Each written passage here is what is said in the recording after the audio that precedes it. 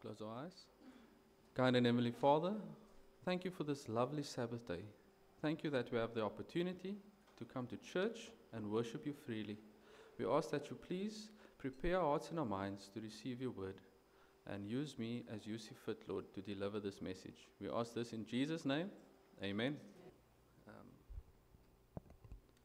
Can you all hear me? Okay. Morning, everyone. Just as the kid story ended, it's when the nerves really hit. So I ask that you all please pray for me throughout the sermon for the nerves. I've heard, I think someone said previously, don't pray that they go away. So these nerves are like butterflies in the stomach. Let them pray that they fly in formation, so that they, and also pray that the Lord puts His words in my mouth. Okay, let's close our eyes so I can pray again. Dear Lord, we ask for a special prayer now that you send your Holy Spirit and guide us into all truth. Please help me to adequately share this message that you've laid on my heart, and then help us all to receive it and be able to share it with others. We ask this in Jesus' name. Amen. Okay. All right, so the memory verse that I have, or the scripture reading, sorry, I'm so used to doing the lesson study, but the scripture reading is found in Revelation chapter 14, verses 6 and 7. You can page with me there.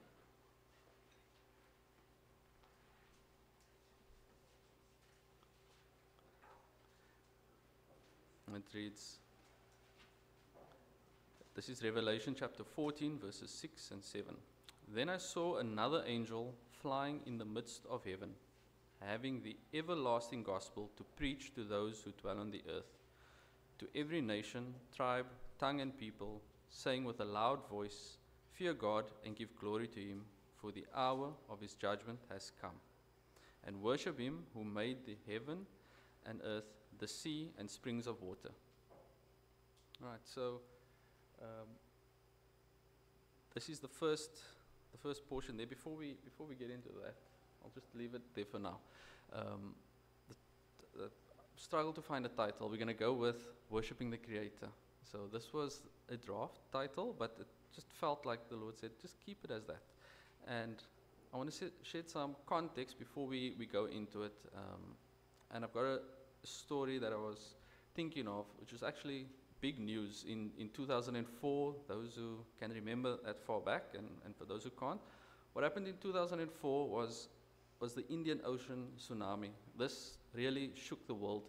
It was one of the most devastating natural disasters in our recent history. This happened off the west coast of northern Sumatra, and this was just after Christmas that year. It was the 26th of December. Now, lots of lives were lost. Over 230,000 lives, and millions of people were displaced across 14 different countries. Many people were on holiday at that time. It touched many lives. And after analyzing this disaster, it was discovered that there was no warning system present, and the people, they had low awareness of these kinds of disasters. And they tried to see how could they have mitigated that. And those were the two things that they identified, is that the warning system and the people weren't aware. So, the waters were receding, and people thought it was something fun to behold, and they went in and looked at this, not seeing it as a warning sign. Now, they say if there was an adequate warning system, many lives could have been saved. When it hit first, there was a 2 to 3 hour difference to when it reached the other coastline. So if they could have just notified them that this is on its way, people could have gone to higher grounds. Now, bringing this back to the Bible, this is a trend. Before calamity or judgment, the Lord always sends His message out. So we'll see this in Noah before the flood. He had over 120 years to preach to the people, warning them that this is coming. We see it with Joseph and the famine that was coming, he was sent out to prepare and store up food so that the people could live through that period. And then even before Jesus' first coming, John the Baptist was sent out to prepare the people and make straight the path. Now, those messages and those stories we read in the Bible, we tend to think of it as that time, and it's nice to learn about it. But there's a message for us today. There is one more big thing that's about to happen, and that is Christ's second coming. I mean, we are called Adventists. The Advent, I mean, we see these Advent calendars. We look forward to Christ's coming. Now, we too have a message that God has given to us, and I'd like to share that message today. That is covered in Revelation 14. We know it as the three angels' messages. Today, it is a very big topic, so today I'll just do an introduction and sharing part of the first message. So that brings us to the first portion. What I want to draw out here is that it says there's an angel flying in the midst of heaven. So angels, also messengers, we are to be those angels spreading the everlasting gospel. And when reading this I'm going to share, because it's a message that was laid on my heart. This is what the questions the Lord, like that I'm prompted with, is to adequately understand and internalize it. I mean, you can't share something you don't fully get. So questions I had was like, firstly, the very basic ones is, what is the gospel? And again, I continue to ask you to pray for me so that it's not my words and my opinions, but it's the Lord. And we'll use verses here. I've decided to do a slideshow so that we can get through them quickly. You are encouraged to flip through as well. So the gospel is simply in John 3:16, very famous. God so loved the world that he gave his only begotten Son, that whosoever believes in him should not perish but have everlasting life. Now, God's original plan was for us to live forever. We were not supposed to die. Death entered this world through sin, and because of that, we know that we're supposed to die, because we are all guilty of sin. But God has come and he's given us a way out of that death sentence. He has given us this gift of eternal life, a way for us to be restored back to what he intended us to be. We see in Romans 6, verse 23, that the wages of sin is death, but the gift of God is eternal life in Christ Jesus our Lord. So there's this gift. Now, there was a phrase that I came across that was really clever. It says, salvation is free, but it's not cheap. Because it cost Jesus his life. And it's up to us to decide how we will respond to the price Jesus paid for us to be given this gift of eternal life. Now, something very interesting about the verse is that it speaks about everlasting gospel. I mean, many are aware of the gospel, but this is a unique phrasing here found in the last book of the Bible called everlasting. And what makes this gospel everlasting? Now, everlasting is eternal. There's no beginning and there's no end. So it's always been this gift of salvation, this plan. And we can see in Ephesians chapter 2, verse 8, this is how we are now given this gift and how we are to accept it. It says, for by grace you have been saved through faith, and that not of yourselves. It is a gift of God. So two things to point out there is by grace, through faith. That people, we tend to think of that as New Testament language, like, oh, I'm a New Testament Christian, this is something New Testament. But at the same time, we are told that this is everlasting. So we made the example earlier with Noah, so let's have a look at that. It says in Genesis 6, but Noah found grace in the eyes of the Lord. But now grace is also a thing, this is how my mind works. What is now grace? So we've heard these phrases, to be in someone's good graces. What that means is actually to be in a favorable position with that person. to have their approval or their trust.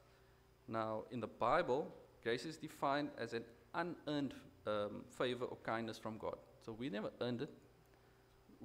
God is just being kind to us, and because He's kind to us and He loves us, He wants to save us. So that's the grace part. Now, we are saved through faith. Just to tie the Old and the New Testament together with the same example of Noah, we'll go to Hebrews 11. And it reads there that by faith, Noah, being divinely warned of things not yet seen, moved with godly fear, prepared an ark for saving his household, by which he condemned the world and became heir of the righteousness which is according to faith. Something interesting is that I have your Bibles. If you'd go to Hebrews 11, I don't know if you've all read it yet. It's the faith chapter. It shows us how through faith all the patriarchs throughout the dawn of time were saved. Virtually every verse starts with by faith Noah, by faith Abraham, by faith. So we have the grace and the faith being an everlasting approach to the plan of salvation. Now, just to make it clearer, we know Jesus came and died on a cross for our sins. In Egypt, when God was saving the Israelites and drawing them out of Egypt, He was using the plagues, and the final plague was that the firstborn would be killed. And there was a way for them to be saved through that death sentence. And that was that they would take the blood of a lamb and put it on the doorpost, so that when the Lord came and He saw that they were covered by the blood, they were spared. This is Old Testament. Today we know when Jesus came, He was said, "Behold the Lamb who was slain." The same way of being saved exists for us today, to be covered by the Lamb of God. Now, with this section of the angel spreading this gospel to every nation, tribe, and tongue of people, this ties in with what we learn about in Matthew.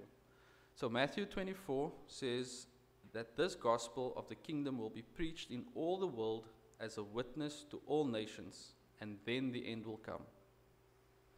So I'm here talking about an end-time message, starting with this love of God that is calling us to spread this message, because this needs to happen first before the end comes. Now, with spreading the message, just something practical I'll challenge everyone with is to write down a name of someone, pen, paper on your phone, who's a non-believer, and pray for them. Try and reach them. Invite them to church, invite them to an outing, share the love of God with them.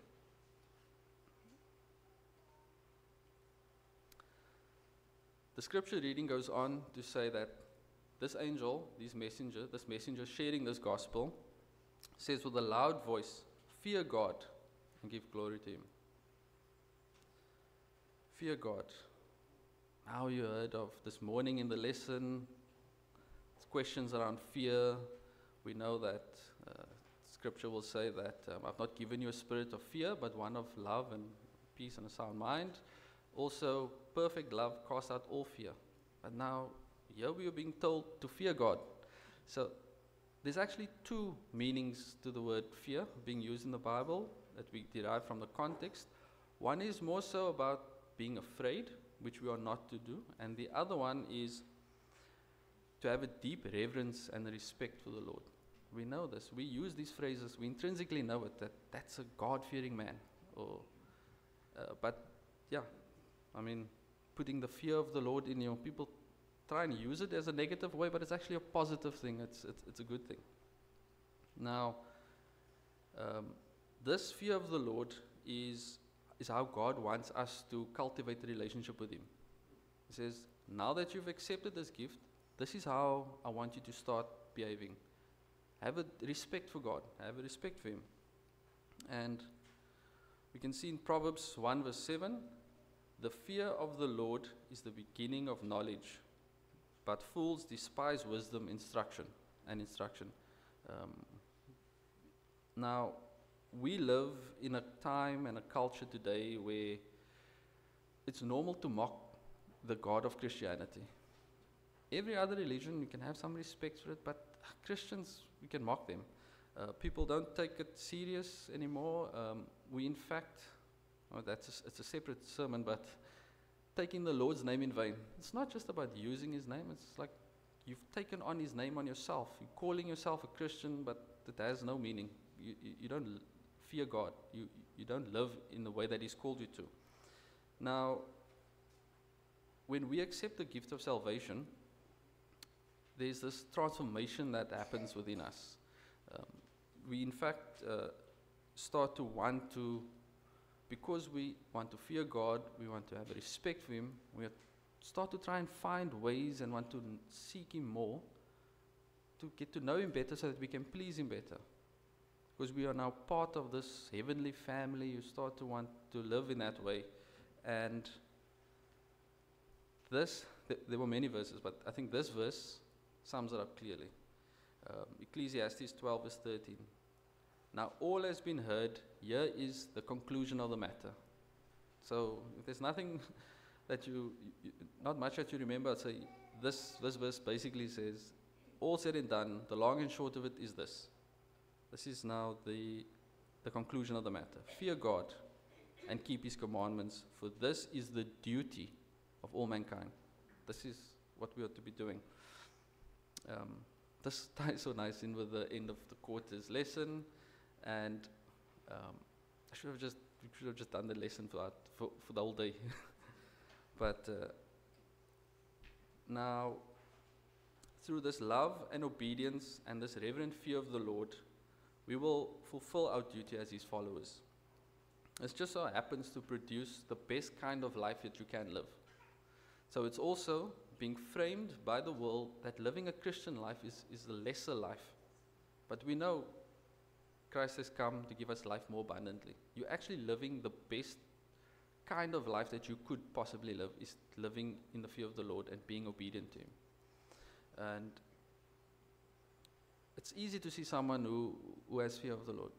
Like you can see, like, okay, that's a God-fearing man. People call strangers based on how they behave and conduct themselves.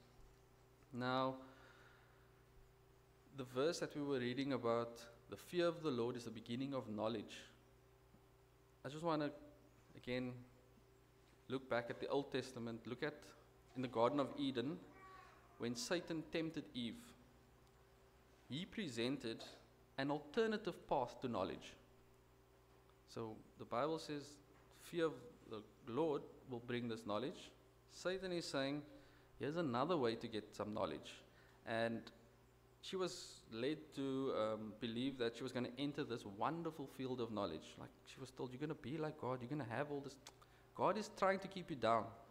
This is the lies and the doubt that he was putting in her mind. Now, he presented this as something progressive and new, like she wasn't going to give up anything, but only something to gain. Now, she was convinced that the way to gain this knowledge was to transgress and break God's law.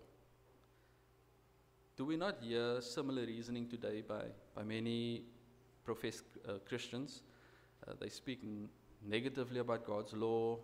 They use phrases within the Bible, oh, but we're under grace now. That law it's not for you. You accept Christ. No need for the law anymore.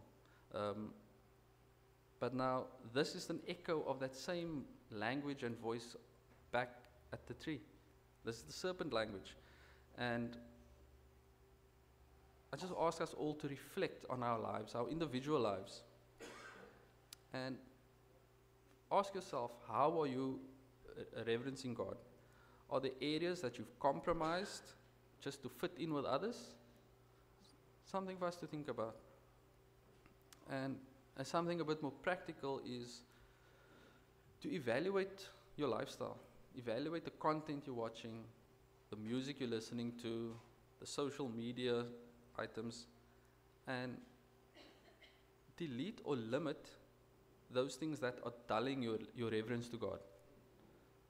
There are many things that you're laughing at it, it's taking you away. It's shaping the way you treat God or view Him.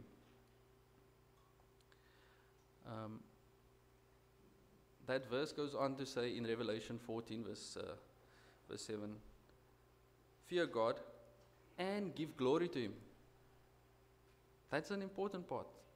So we are to glorify God, but how do we glorify God? We've looked at the fearing part, but now how do we glorify Him?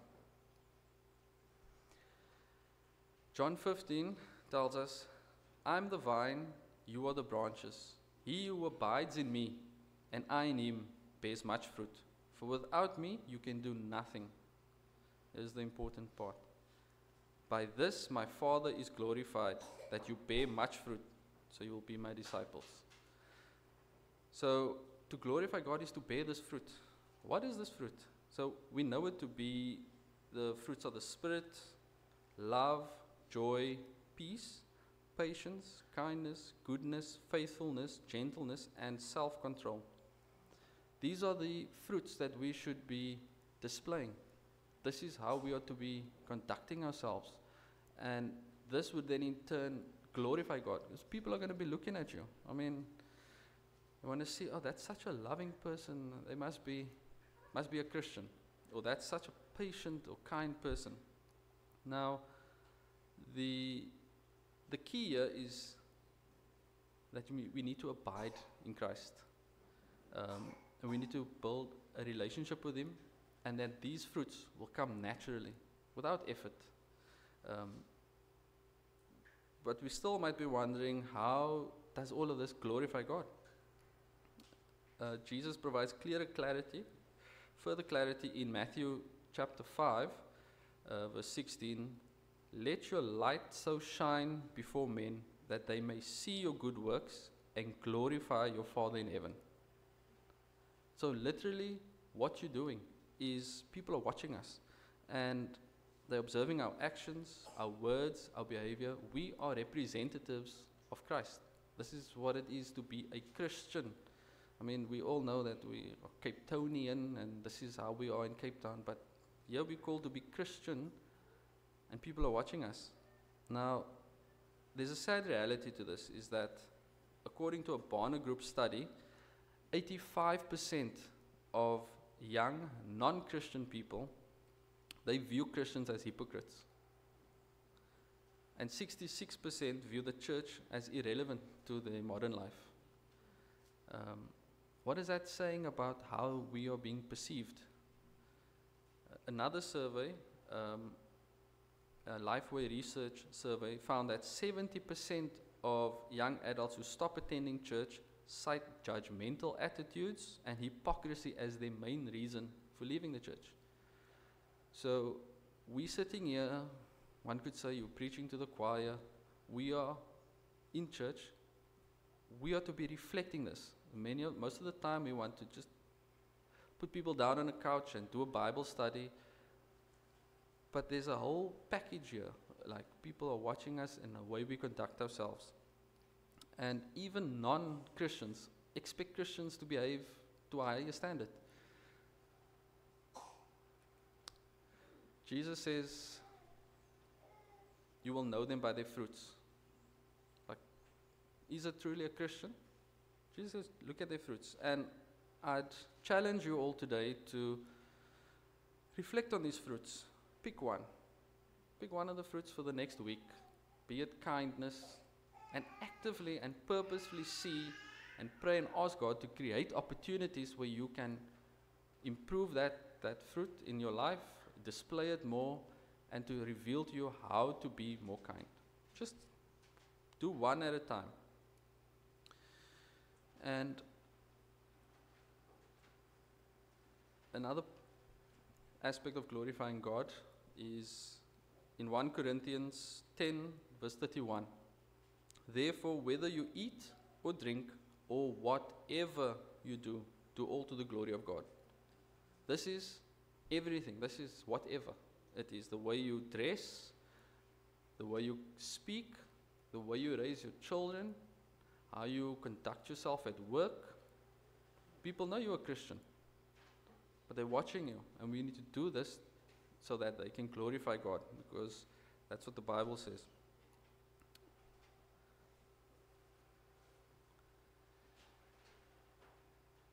There's an example in the Bible of Daniel who was taken captive, and he glorified God in every aspect.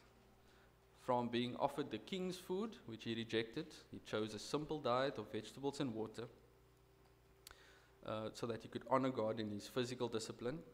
And even the way he worked, he gave his best, excellent work ethic, and this is so that people could glorify God.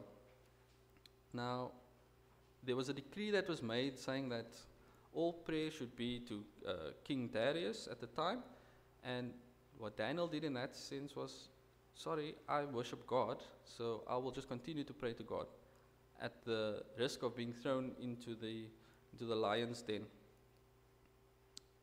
Throughout all of that, that same king who wanted that worship, he turned around and he acknowledged God's greatness, just based off Daniel's life. Now, we have to ask ourselves, are we glorifying God in our speech and actions? Is it something that we can improve on and allow God to shine His light through us so that others may see it?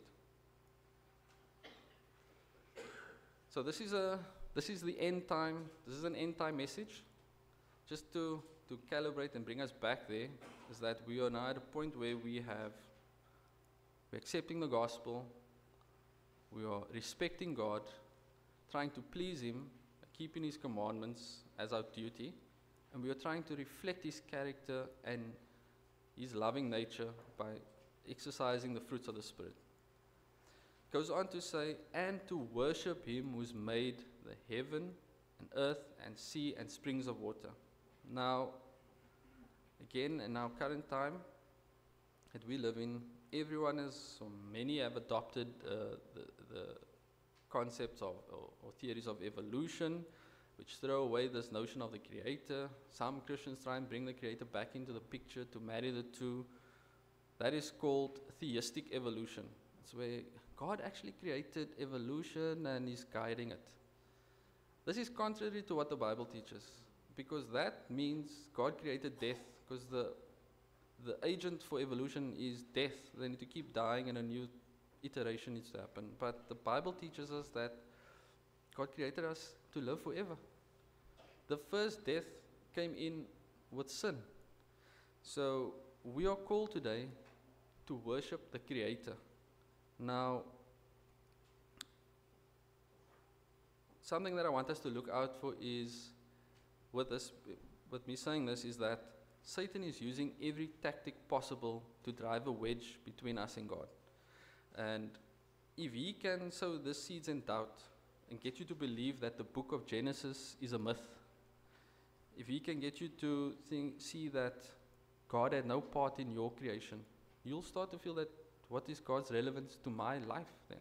You'll start to question sin and then the need for a Savior. And this will be a total breakdown of that relationship. And he's selling this with the same tactic, with another path to enlightenment. I mean, this actually came in, it was actually called the Age of Enlightenment, when these ideas started coming in that they don't need God anymore, they are now enlightened. They'll decide for themselves what is good and what's bad. This is Genesis, very basic stuff, basic in that it's at the very beginning. We don't need to go far into the Bible in order to uncover this.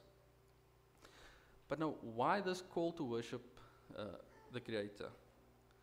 I mean, we've been speaking about the salvation, and God is our Savior, and God receives worship for being our Savior. But here we are specifically called to worship Him who made everything. That's the Creator. Now, if sin didn't exist, we wouldn't need a Savior. God wouldn't have to take on that role of being the Savior. However, He would still be worthy of our worship. And it says here in Revelation 4:11, "You are worthy, O Lord, to receive glory and honor and power, for you created all things, and by your will they exist and were created." So, God is worthy of worship simply for being our Creator. But now to tie the Creator and the salvation together, let's go down this verse over here. John chapter 1, verse 1 and 3, and then we'll go to verse 14. It says, "In the beginning was the Word, and the Word was with God, and the Word was God. He was in the beginning with God. All things were made through him, and without him nothing was made that was made. And the Word became flesh and dwelt among us, and we beheld his glory, the glory as of the only begotten of the Father, full of grace and truth." This is Jesus that came down and dwelt among us. But we see Jesus is also the Creator. Now, Jesus was the active agent in creation, and I often used to wonder who was walking with Adam and Eve in the Garden of Eden. We know God walked with them, but at the same time the Bible tells us no one has seen the Father. So that was in fact Jesus walking with them there. Now, Jesus is still in the business of creation.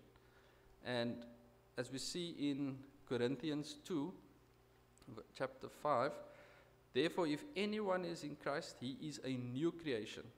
All things have passed away. Behold, all things have become new." So this is when you accept Christ in your life. He'll make you a new creation. It might be hard to figure out now, how can I live up to that standard? God will make you a new creation, and he will work in you to change. And Jesus still calls us. He calls us to himself and says, come to me, all who labor and are heavy laden, and I will give you rest." Now, during the creation week, Adam and Eve, they were made on day 6, and then the very next day, it was time to rest. They were 1 day old. Well, I believe they were built with some built-in age. They might have been like maybe 20 or look 20 or 30 if you were to carbon date them, but technically they were 1 day old, and it's time to rest. Now, this rest was to spend time and to reflect on what God has done, to reflect on that creation and spend time with their Creator. And learning about Jesus not only as our Redeemer, but also as our Creator, enriches your relationship with him. It will draw you closer just to know that you're having a personal one-on-one relationship with the one who created everything. So now, under the theme of wanting to fear God and be obedient and show others so that they can glorify God, how do we show that we live a life that we're worshiping the Creator? We can see that in Exodus 20. "Remember the Sabbath day to keep it holy. For 6 days you shall labor and do all your work, but the 7th is the Sabbath of the Lord your God." I'll go a little lower. It says, "For in 6 days the Lord made the heavens and the earth, the sea, and all that is in them, and rested the 7th day. Therefore the Lord blessed the Sabbath day and hallowed it." This is the same language used in Revelation 14, verse 7, "And worship him who has made the heaven, the earth, and the sea." So here we are called in the end time to worship the Creator. Now, when we keep the Sabbath, we testify to the world that believes in chaos that God is our Creator and King, and we are drawn to observe this memorial in time. It's like a public holiday or like an anniversary. It's a way for us to reflect on what God has done as a Creator. Now, he asks us to do this in Ezekiel. He says, "Keep my Sabbaths holy, that they may be a sign between me and you, that you may know that I am your Lord, the Lord your God."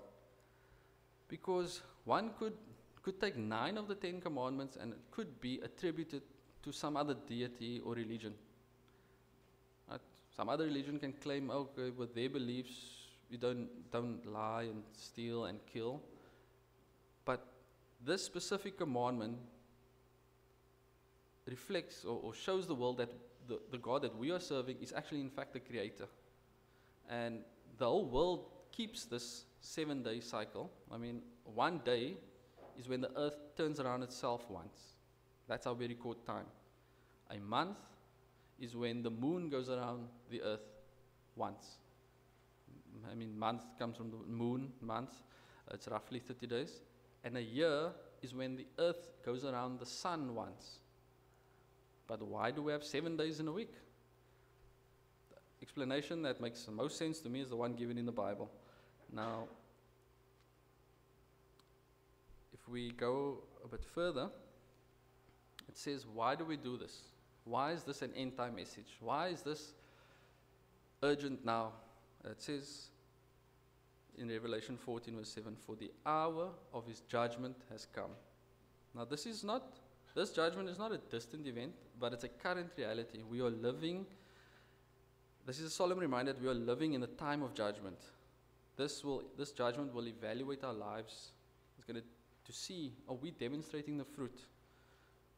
Did we truly put our trust in Christ? Are we just taking the name in vain, or are we truly Christians? Have we truly accepted the gift of salvation, and are we living in a state of readiness for his soon return? Now, the reason I say that is there's a phenomenon that happens today. It's very widespread. They call it virtue signaling. This is, you want the world to see that you have that virtuous attributes. There might be whatever event that happened, there might be some atrocity, some injustice. You want to signal to the world that you are virtuous and are part of the cause to alleviate that injustice.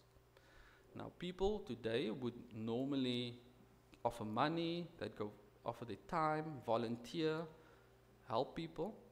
Those are virtuous people. But for some, they want that same virtue and also want a pat on the back, but they'll do something that doesn't cost them anything. They'll take on that name. They'll go as far as maybe changing their profile picture. That's it. But they want the same accolades as the person who is doing the hard work. Now, Jesus warns us of the same phenomenon. He even goes as far as to say, don't take my name in vain. Now, we see in Matthew chapter 7, verse 21 and 23. This is a hard text to read. Not everyone who says to me, Lord, Lord, shall enter the kingdom of heaven, but he who does the will of my Father in heaven. Many will say to me in that day, Lord, Lord, have we not prophesied in your name, cast out demons in your name, and done many wonders in your name? And then I will declare to them, I never knew you. Depart from me, you who practice lawlessness. That's a tough one. I mean, you have this outward religious activity, but it's not enough. Genuine faith is evidenced by a life of obedience to God's will. Now, how do we know that we know God? Because God is saying, I don't know you. And we were reading with the fruits of the Spirit. We need to abide in Christ. We need to be in Him. How do we know that we know Him? 1 John 2 verse 3 tells us, Now by this we know that we know Him, if we keep His commandments. He who says, I know Him, and does not keep His commandments is a liar, and the truth is not in him. But whoever keeps His word, truly the love of God is perfected in him. By this we know that we are in Him. He who says he abides in Him ought himself also to walk just as He walked. Now, this was a discussion point in lesson study. Imagine if everyone walked as Jesus walked. I mean, the point was actually, imagine we all kept the commandments. Many religions, many cultures all around the world attribute Jesus to be some good guy. He was a wonderful guy, good example. What He was doing is showing us that He was living out the commandments. He was showing the fruits of the Spirit, being patient and kind. And now imagine we lived a life like that. There'd be no need for burglar bars or alarm systems security gates, alarms on your cars. This is what people are looking for today. They want to search the world, fly and live in different countries where they can live a life where people are keeping the commandments of God. That's actually what they are looking for. Now, God will give us this obedience. I mean, He says in John 10 verse 10, I've come that they may have life and have it more abundantly. Now, and all we need to do is focus on our relationship with Christ. If we love Him, we will keep His commandments. It is not a precondition. It is not first keep the commandments and then that's how you get a relationship with God. It is first love Him, come as you are, He will work in you and start this change and this process. Even when we were speaking earlier, when the commandments were issued at Mount Sinai, God first saved them. He says, okay, now this is how you're going to start living. I mean, if in a normal relationship with your spouse, because you love one another, you don't want to lie to this person. It's not like you have to struggle. I'm trying very hard not to lie. It's just natural, just starts coming. Now, and it's a promise. Look at the 10 commandments as a promise instead of a precondition. And the Holy Spirit will empower us to live this way. Now, this message is one of 3, called the 3 angels' messages, in the end times. Now, remember the setting in Revelation is that these messages, you might have heard of the mark of the beast and all those things. That is part of these messages. This is but the first one. And that chapter goes on to show us Jesus coming. And then before that coming, these warnings are going out, these messages. And then at the end of it, there's a group of people that God identifies. And that is in Revelation chapter 14 verse 12. Just a few verses down. It says, here is the patience of the saints. Here are those who keep the commandments of God and faith of Jesus. In the end times, remember the world is devolving. It's becoming more and more wicked. We are to be the light in the darkness. It says, here's the people who have faith in Jesus and are keeping the commandments. Now, I want to put it to the parents here today. I myself am a parent. Normalize speaking about your faith to your children. When you're having supper, ask them, how did you see God work today? Or ask them, who made the trees? Or get them reconnected with us, get them acquainted with it, so that it's not some taboo topic or some issue that's uncomfortable to go over. And as we come to a close here, I want to remind us of the tsunami in 2004. On the beach, there was a 10-year-old girl named Tilly Smith. She was visiting from UK, she and a family, 10-year-old. Now, it just so happened that before they came to this on holiday, at school, they learned about tsunamis. She watched the video and she was recounting how that she watched it, the teacher rolled in the TV, and they learned about the receding tides and all of that. Now, she had learned that. They were on the beach. She's 10 years old, she sees this happening. This 10-year-old girl connects the dots, informs her parents. They start saving people, warning people on the beach. They saved dozens of people on the beach. Now, if a little 10-year-old can do that and take what they've learned and applied it in their lives, I challenge you today to take what was shared with you today about the gospel, about getting ready for Christ's soon return, and go and share it with others. Internalize the message. And this, God's final judgment is coming. You could see it as the tsunami is coming. But He's given us a warning and a mission. Let us accept this gift of salvation.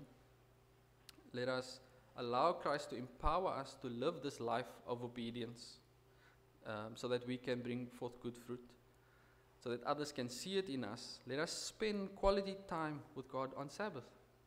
We can do this by setting aside our usual business and invite others to join you in fellowship. Connect with people, connect with God. Pray and ask God to use you as a testimony and use your life so that your life can be a sermon that doesn't need any words. I'd like to end off with the closing words of Jesus. This is at the end of the Bible, the last book in the last chapter. Jesus saying, "And behold, I am coming quickly, and my reward is with me to give to everyone according to his work.